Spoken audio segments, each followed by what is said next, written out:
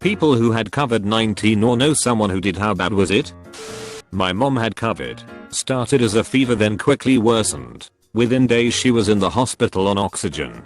Seriously thought she was going to die. My dad has COVID. He has 0 symptoms and probably had it 4 days before the results. My dad is diabetic with kidney failure and multiple other health issues. Why my mother, who's mostly healthy, reacted so badly compared to my dad is uttering bewildering. 30-year-old friend had it. He was so sick that his roommates were almost afraid to check on him in his room because they thought they'd find him dead. Getting out of bed to go to the bathroom took all of his strength. He's fine now, but it took a few weeks for his lungs to feel even remotely normal. My grandmother got it in her late 80s and in a nursing home.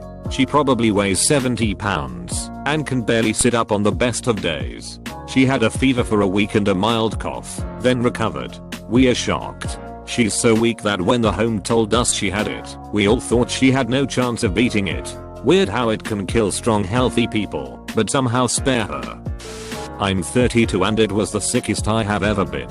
2 weeks of fever over 101. Bad cough that lasted almost a month. Shortness of breath where, if I walk more than a few steps I would end up doubled over gasping for air. It was pretty bad, but at least I'm all better now. All the edits, damn that blew up in the few hours I was asleep. Thank you to everyone for everything. My general condition before this was good. No underlying conditions. I was in really good shape.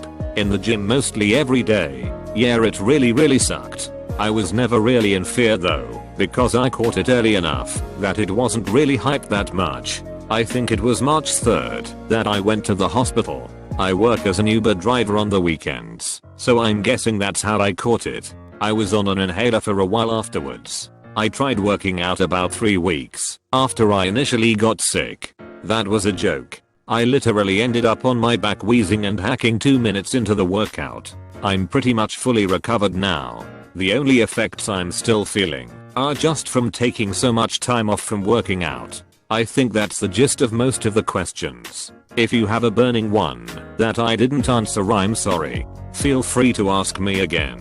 One more super important edit. Everything I have seen and read about this is that it affects everyone differently. Please don't read what I didn't think that it's great advice or anything like that. I would hate for someone to get worse because they listen to my dumbass on Reddit. Please listen to your doctors.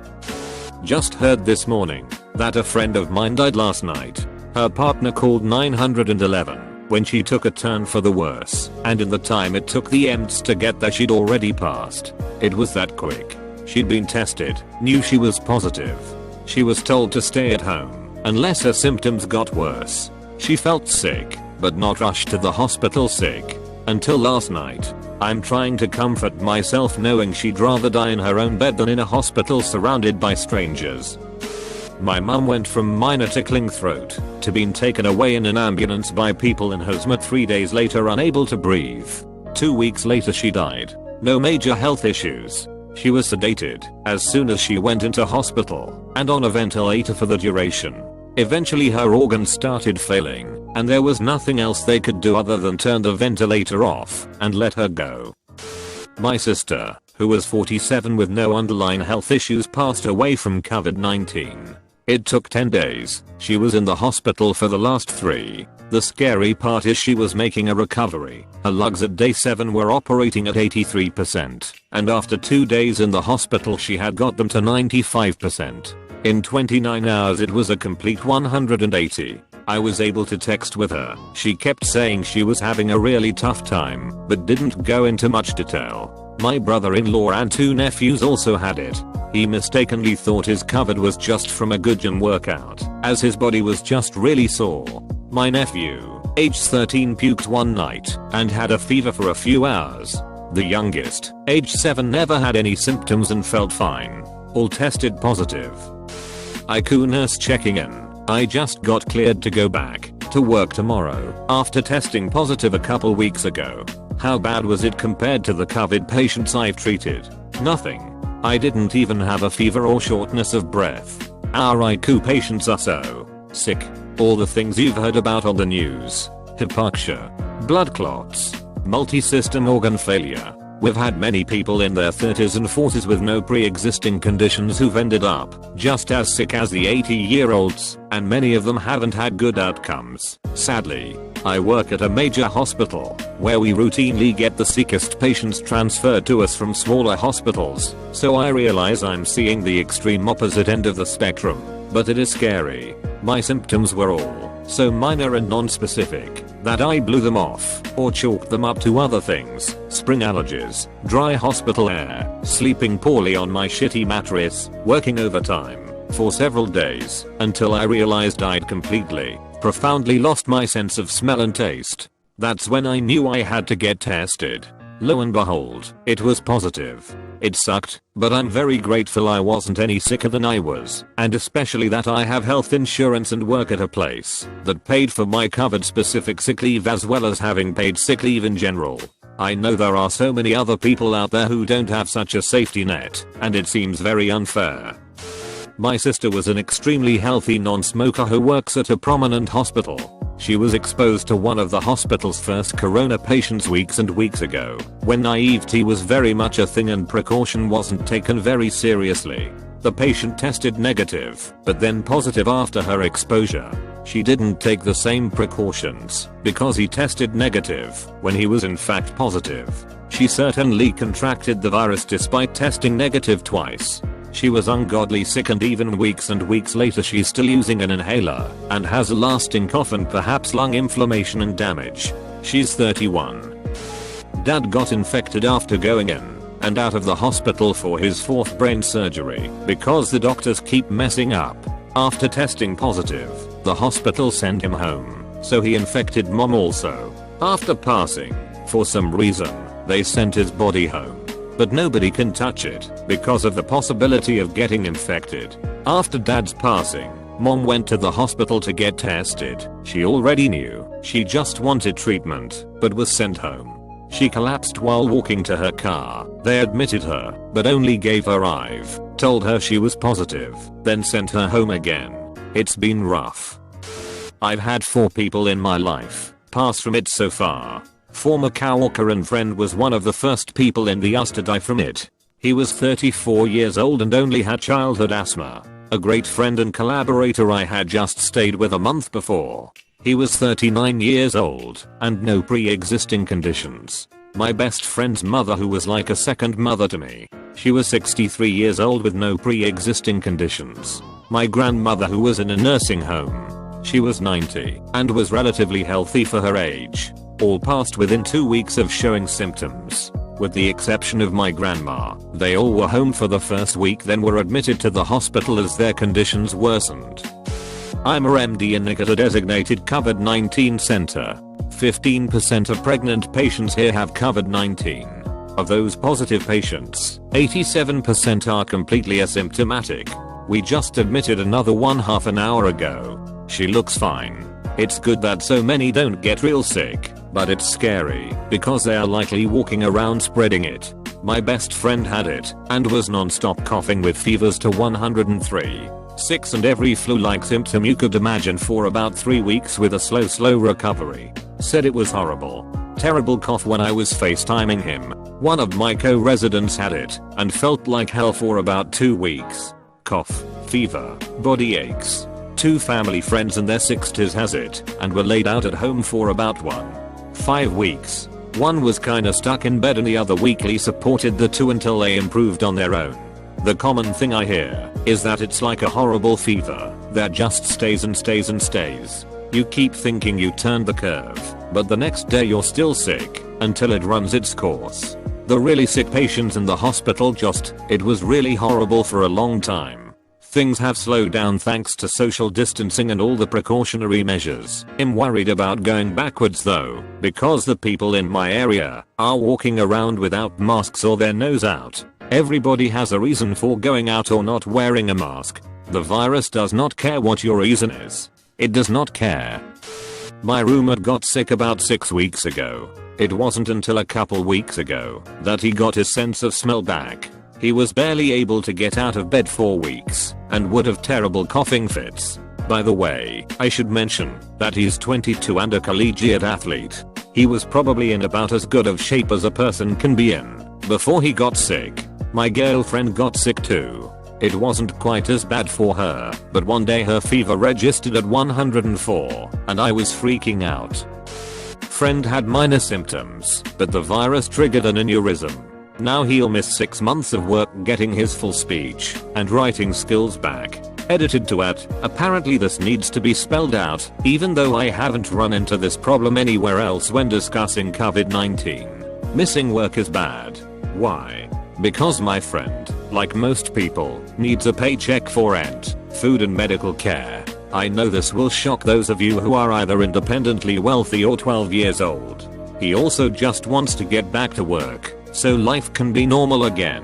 Doubly so because this was a new job after a lengthy time out of work after layoffs. His speech has greatly improved, which is how I know all this, because he talks to me on the phone, but writing is so-so. He is otherwise just fine, though still understandably angry that it was a cluster getting a damn COVID test. I posted here, so people would be aware that some patients are having aneurysms. COVID is also producing blood clots in some patients, triggering strokes. These are subsets of health impacts from a virus that virologists, epidemiologists, and others are still learning about. The word friend, in particular, should be a clue that I value my friend not as a supposed cog in the wheel of injustice that is capitalism, but because I love him. I hope this helps those of you who have found my original post too difficult to understand. Edited again to make small clarification that aneurysms and strokes are both happening. For more info on either, please consult someone who has more training than my degree in English. My trainer at the gym had it. She is an ordinarily healthy woman in her 40s and very fit. She had high fever. It was hard to breathe, exhaustion and brutal muscle aches. She found it hard to walk across her bedroom. She lost her sense of smell also. Suspected neurological symptoms too, memory problems and trouble finding words. 3 weeks after her quarantine ended, she still feels like sh*t. She is out of breath very easily. I saw her loading groceries into her car, and it was hard for her. She is still having memory problems. She recovered at home, no hospital. My father died of COVID-19. Yes, he was in a nursing home, and he was a Vietnam veteran. I know he is finally at peace. He was a sniper. He passed away on Easter Sunday at about 6 AM Eastern Time for USA. It took only 3 days. He spiked a temperature. From what I was told, he had a false negative. My father was not well. Basically, he tried to drink himself out of his nightmares. Thinking of Dad. Thank you for your service. A friend had it. He's okay now, but it was scary for a bit.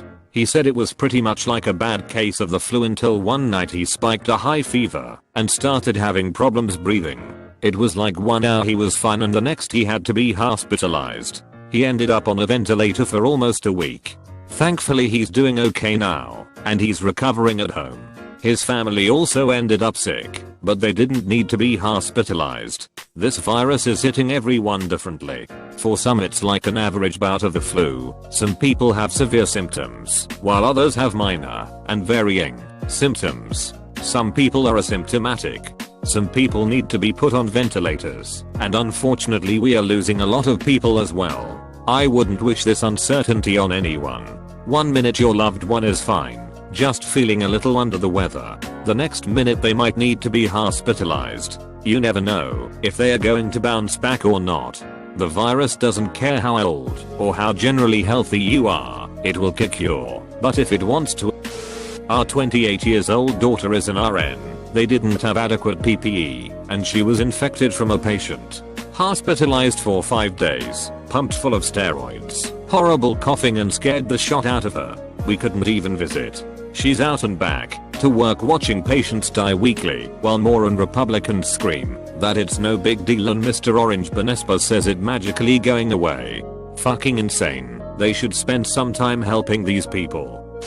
It got pretty bad for about 5 days. Cough, fever, chill/hot flashes, dizziness, and body aches. Overly tired and worn down. Weirdest thing was not being able to taste anything. Never did lose my sense of smell.